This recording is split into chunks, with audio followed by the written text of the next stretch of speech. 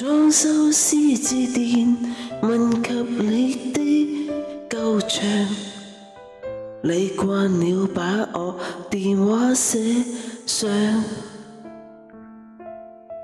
你得知錯誤時的尷尬模樣，共往日會否同樣？想分析了吧，就是那一邊牆。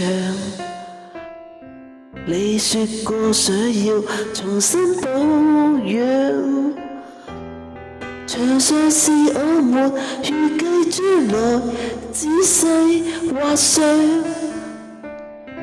洗去或要遮上，我怕持續細想。